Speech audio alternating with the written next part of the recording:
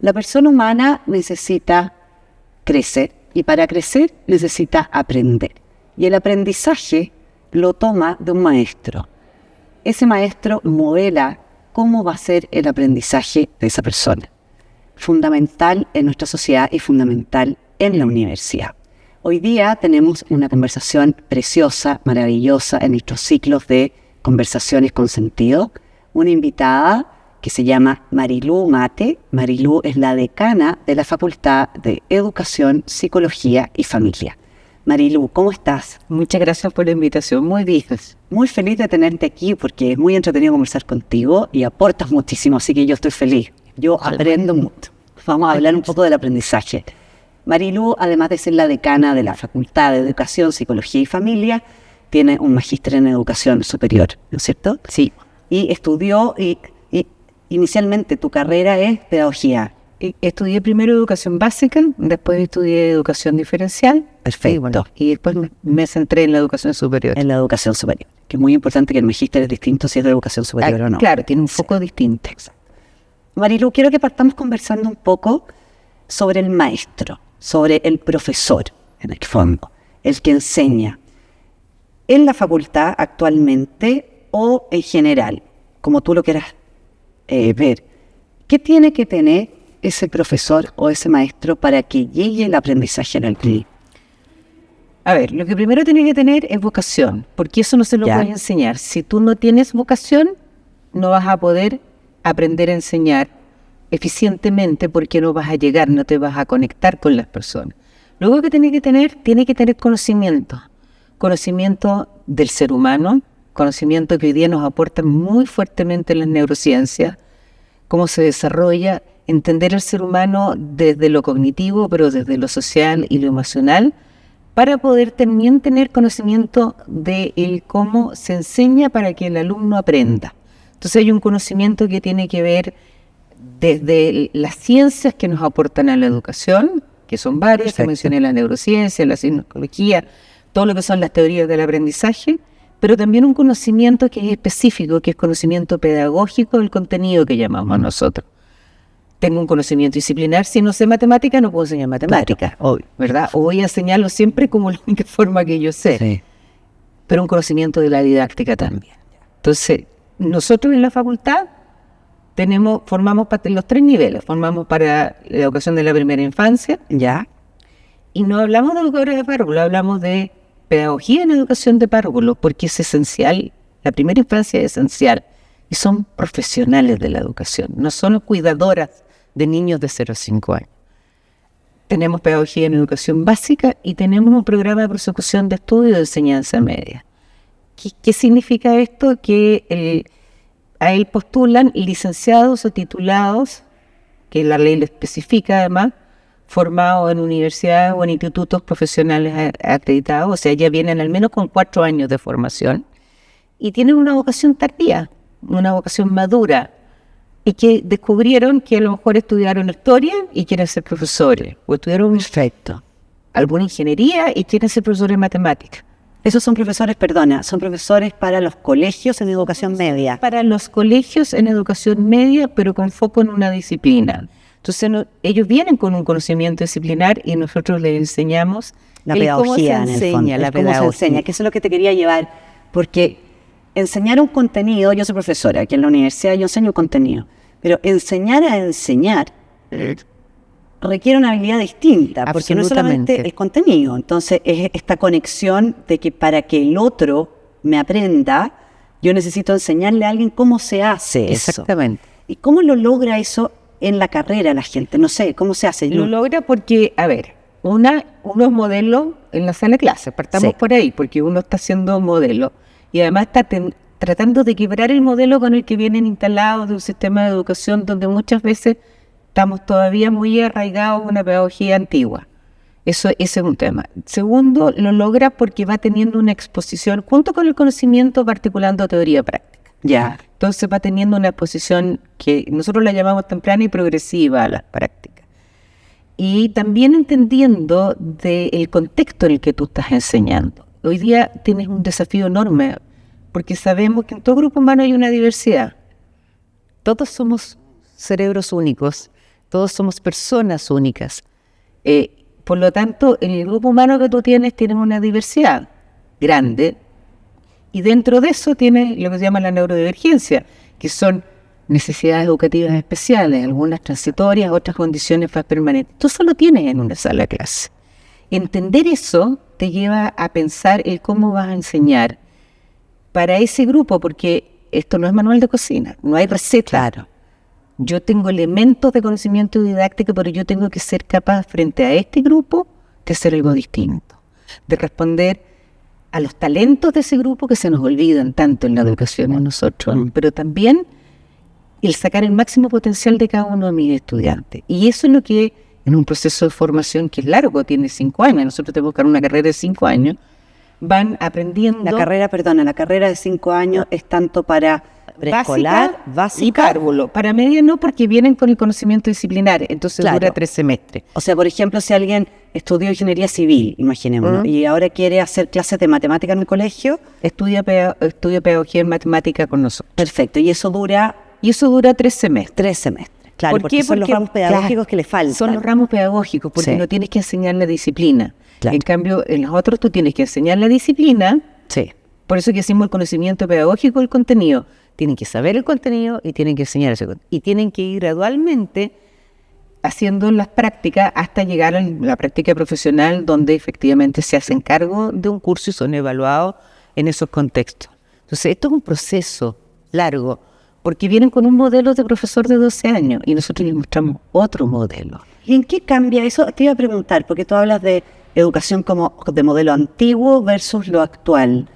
¿Cuáles son los cambios más relevantes? Un modelo donde tenemos que hacernos cargo de que el conocimiento está a un clic hoy día, pero no es conocimiento propiamente tal, sino que hay información. Ya. O sea, nuestros alumnos toman el celular y buscan cualquier información de lo que necesitan. Y más encima tienen la inteligencia artificial que les arma la información.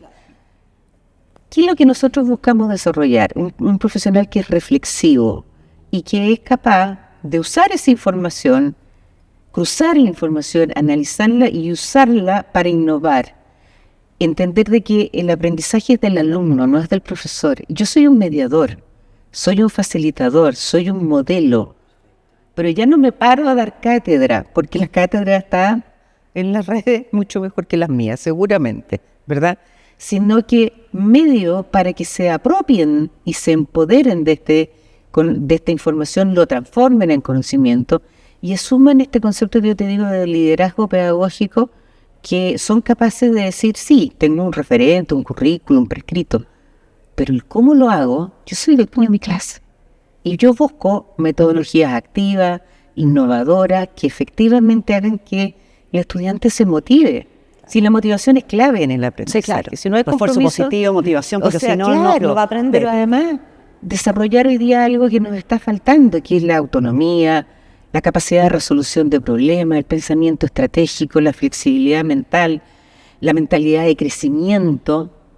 ¿Para qué? Para que cuando lleguen no solo a la universidad, sí, esto es un aprendizaje de por vida. Sí. Se acabó el tema que en la universidad tú sales y con eso te quedas. Tú sigues estudiando a lo largo de la vida y tienes trayectorias distintas que se te abrió el mundo. Entonces, ese profesional es el que queremos formar nosotros. Entonces, queremos que la sala de clase no sea rígida, queremos una sala de clase dinámica, donde los alumnos quieran aprender y sepan aprender. Perfecto. Porque en el fondo son los que te dan la herramienta para la vida. Porque además son los que van a tener que enseñar porque y aplicar esto mismo después. Para el futuro. Exactamente. ¿Tú sabes qué es lo que va a pasar en el 2050? Estamos formando el futuro del país. Espero estar muerta, lo ¿Cómo único va a que quiero. ser? Pero ellos van a estar. Sí. ¿Te fijas? Estamos formando el futuro de nuestra sociedad. Exactamente. Sí. El futuro del país. Sí. Y tú no sabes, porque mira lo que pasó con la pandemia, cómo nos impactó todo lo que es la tecnología, con todo lo que es la inteligencia artificial y el desarrollo que ha tenido. Te vuelvo a la neurociencia. O sea, la cantidad de mitos que teníamos sobre cómo aprendía la persona, eran puras teorías, porque y mitos y limitaciones que teníamos de creencias, y hoy día eso se acabó. Y esto va a seguir avanzando. El profesor que no sigue estudiando, que no se sigue formando, y que no es capaz de tomar eso y decir, yo tengo que llevarlo esto a la sala de clase. De hecho, te quería preguntar, Marilú, tu opinión o qué piensas tú de la necesidad que tienen los profesores universitarios de seguirse formando, porque estas carreras que tú me has mencionado son preescolar, básica y media. Pero ¿qué ocurre con alguien que hace clase en la universidad, en arquitectura, en medicina, en cualquier parte?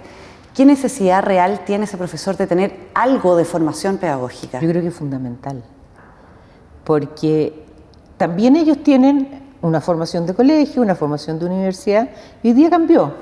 Entonces muchas veces se replica eso y el profesor se para como el experto que habla y los estudiantes duermen. Sí. Y no se produce esta interacción pedagógica que se tiene que dar. No tiene por qué saberlo un arquitecto, ni un ingeniero, ni un abogado, no tiene, un médico, no tiene por qué saberlo. Entonces yo creo que es muy importante que si uno decide estar en la academia, entender que uno se tiene que formar para estar en la academia, no es estar nomás. Exactamente. Aunque uno tenga mucho conocimiento y sea muy validado en el entorno, es cómo, no solo cómo interacciono, pero cómo evalúo, cómo defino qué es lo que deben saber, cómo reconozco esta diversidad. Si en la universidad sigue habiendo diversidad, si no se acaba. Sí, no. Y la gracia es que haya, porque qué fome sería que no existiera. Te quería preguntar un poco sobre la parte práctica del día a día de un profesor en general, porque yo tengo la percepción que en este país se valora poco al profesor. Soy hija de una profesora, además vi cómo mi mamá ha trabajado toda la vida y se ha sacado la mugre. Son no necesariamente las carreras mejor pagadas, ¿no es cierto? Me parece a mí que debieran ser las mejores pagadas y no se les paga bien o como a mí me gustaría que fuera. Entonces, aparece una pregunta que es bastante obvia, pero que tiene que ver con la motivación y que tú mismo dijiste. Lo primero que necesitamos es la vocación y que esa vocación en el fondo tenga una motivación. ¿Qué hace un profesor para mantenerse motivado a enseñar? Con todas estas cosas encima, no solamente un profesor universitario, quizás también un profesor de colegio, o cómo lo traspasas tú a los que están estudiando aquí pedagogía. Ustedes cuando se sientan así, ¿de dónde se tienen que agarrar? Mira, hoy día tenemos un problema de deserción del profesor Nobel, que antes era a los 5 años, es a los 3 años. Ya. Es enorme. Tenemos un porcentaje, un promedio de 35% por establecimientos educacionales de licencias médicas, que tiene que ver con lo que tú acabas de decir. Efectivamente, hay una desvalorización social de lo importante que es ser profesor, porque nadie llega a ser profesional si no pasa por un profesor. Partamos por ahí, ¿verdad? Efectivamente, la educación es un agente de cambio, moviliza socialmente a las personas, les genera oportunidades. Pero los profesores hoy día hay una crisis, hay un déficit proyectado del 2030 de 24.000 profesores a nivel país. O sea, el tema es serio, es grave. ¿Esto es solo en Chile o a nivel mundial Chile, la crisis? Pero la crisis es a nivel mundial. A nivel mundial, pero en Chile se refleja también. Y hay países donde están haciendo también como nosotros, pensando qué se puede hacer para efectivamente atraer a las vocaciones docentes, porque quien desincentiva la vocación docente probablemente es la familia y el mismo colegio. Si a ti te va bien en matemática, ¿cómo vas a estudiar pedagogía en matemática? Estudia ingeniería, porque eres muy bueno para las matemáticas. ¿Pero porque le van a pagar más? Porque le van a pagar más y porque va a ser más valorado. La imagen que hay es de que el profesor va al sacrificio, porque lo que único que sale en los medios es cuando hay violencia, o los atacan los apoderados. Todo lo negativo en el fondo. Todo lo negativo, porque es lo que tienden a mostrar los medios.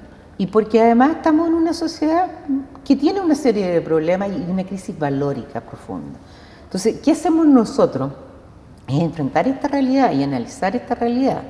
¿Para qué? Para que nuestros alumnos salgan con herramientas para resolver conflictos, para también herramientas para ser más eficientes en su tiempo.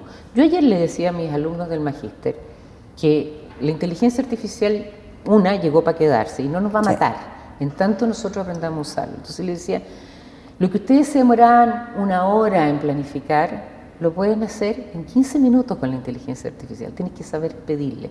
Es un recurso muy bueno.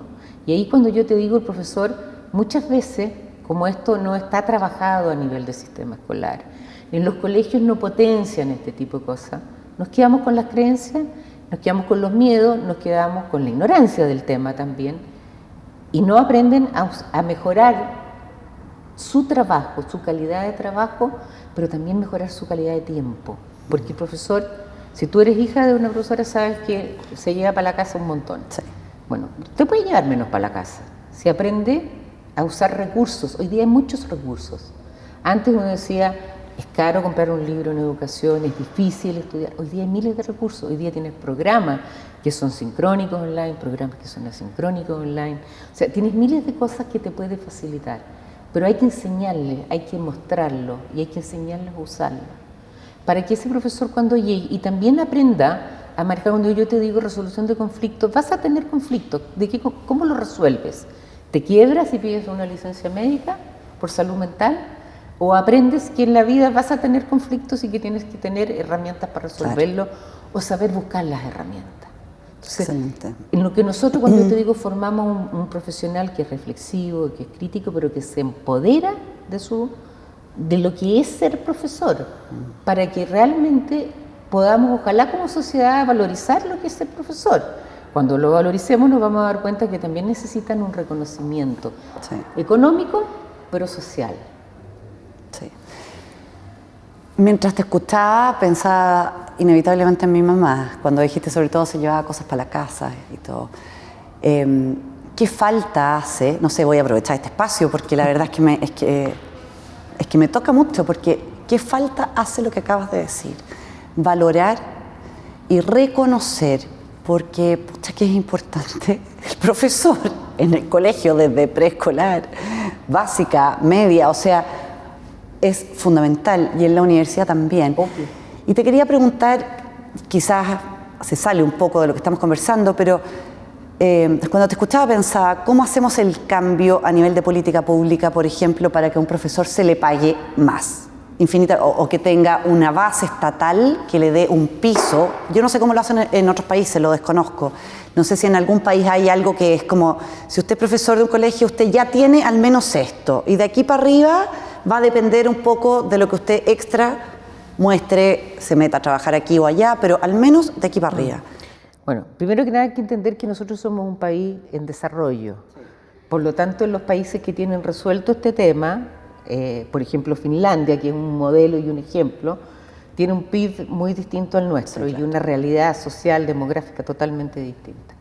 Efectivamente, yo siento que todavía en educación falta un concepto de Estado y no de gobierno de turno, para empezar a conversar, para que efectivamente podamos implementar planes y tengamos una mirada a largo plazo.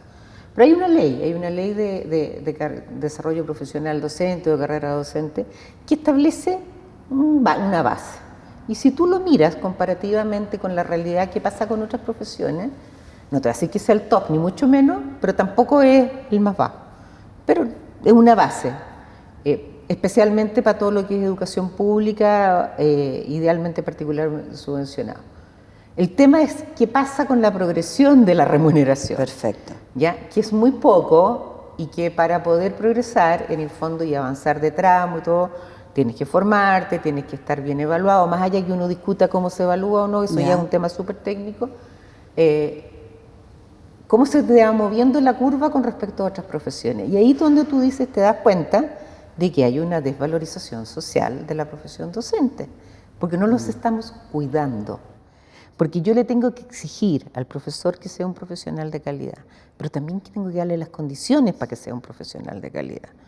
Y eso todavía nos falta mucho como país. Y poner los acentos donde tenemos que ponerlos, porque yo creo que si queremos progresar, tenemos que poner el acento, cuando yo te decía, nosotros hablamos de el profesor, la pedagogía en educación de párvulo, es precisamente para salirnos del tío y la tía, es para que entiendan de que es, o sea, uno marca mucho más y cierras mejor la brecha si tienes una buena calidad de estimulación del desarrollo integral del sujeto de 0 a 6 años. Sabemos que, ahora, no es que no sabemos que la primera infancia es fundamental, clave, pero en este país no es clave. Es asistencial. ¿Pero será por ignorancia? No, yo creo que es un problema de recursos y que al final uno se entrampa en cuestiones políticas, depende de quién lo presenta, no lo presentan, y nos quedamos o ponemos el acento en los recursos donde no tenemos que ponerlo. Sí, porque la valoración no tiene que ver solamente con la remuneración, sí tiene que ver con un sentimiento de que al profesor se lo está valorando menos. Se lo está valorando menos. Como persona, como ejercicio, o sea, tú ves como que necesidad para su hijo en el colegio. Claro, como los padres hoy día, por muchas razones, endosan al hijo, como digo yo. Sí. Entonces, la responsabilidad de educar pasa a ser de la escuela, cuando la escuela es un coformador, pero la principal responsabilidad es de la familia. Todas las tensiones, la diversidad de constituciones de familias que hay hoy día, también yo creo que el cómo se ha perdido el sentido de lo que es importante. Sí. Es importante tener o ser, con quién realmente soy feliz, porque cuando yo solo me centro en el tener, nunca estoy satisfecho, porque No, una claro, vez que lo porque es tengo quiero infinito. otra cosa, pero no me miro a mí como persona, ni miro al otro como persona. Y se ha perdido en este país la empatía, el reconocer al otro, el mirarlo. Y eso también tiene que ver cómo estás mirando al profesor. Te da un servicio, no un profesional. Y como te da un servicio, y hemos perdido también referentes, no lo respeto como autoridad. Y antes era respetado como Exactamente. autoridad. Marilu, se me está yendo el programa, estoy súper entretenida conversando contigo, si quería. Pero antes de que se termine, te quiero pedir que le mandes un mensaje a tus alumnos de la facultad. Mira, esa es tu cámara. ¿Qué le dirías tú a los alumnos? Les diría que los felicito por haber elegido esta profesión, porque creo que es una de las más importantes que existe hoy día para efectivamente movilizarnos como sociedad, para formar personas con sentido, para formar personas integralmente. Les diría que tienen que trabajar mucho para ser buenos profesores, pero no solo cuando se estén formando inicialmente, sino que a lo largo de la vida, que asuman la responsabilidad que tienen sobre cada niño, niña, adolescente, incluso los estudiantes universitarios, que asuman esa responsabilidad, porque uno es profesor, como decía Gabriela Mistral, en todas partes, en la calle. Ya no decía el supermercado porque no habían, pero ella decía uno es profesor siempre, uno es modelo siempre en cómo uno se relaciona con los demás, cómo uno habla, cómo uno dice las cosas, cómo uno piensa. Les diría que eligieron muy bien, es una profesión maravillosa y en realidad es una profesión que cuando uno da uno recibe mil. Muchas gracias, Marilu, qué emoción escucharte. Gracias, yo estoy feliz de tener la oportunidad de conversar contigo y estarte escuchando, porque no sé si será mi etapa de vida, pero ando muy emocional, parece, y me emociono muchísimo. Así que muchas gracias por tu tiempo, muchas gracias por la claridad de exponer lo que hace en realidad la facultad, el enseñar a otros a enseñar, y te felicito. Aprovecho de darte las gracias a ti misma por haber sido profesora, por ser profesora, porque sigues haciendo clases, ¿no es cierto? Sí. En posgrado y en pregrado. O sea, no voy a dejar nunca de hacer clases porque además soy feliz, puedo estar agotada y entro a hacer clases y se me olvida que estoy cansada y vuelvo a mi esencia, si eso es lo que yo soy. Mira, qué maravilla, qué relevante cuando uno hace lo que le llena el alma. Exactamente. Que finalmente, por mucho que uno esté cansada, sale más feliz. Sale Así más que, feliz. No, pero te agradezco toda la entrega de todos los años que llevas dedicada a hacer clase y en docencia Muchos. y a formar profesores que es tan relevante para la sociedad. Así que, de verdad, por tu tiempo y por estar aquí con nosotros conversando. Gracias a ti por esta instancia. Súper. Y nosotros nos encontramos en otro programa, en otro capítulo de Conversaciones con Sentido. Síganos porque vale la pena.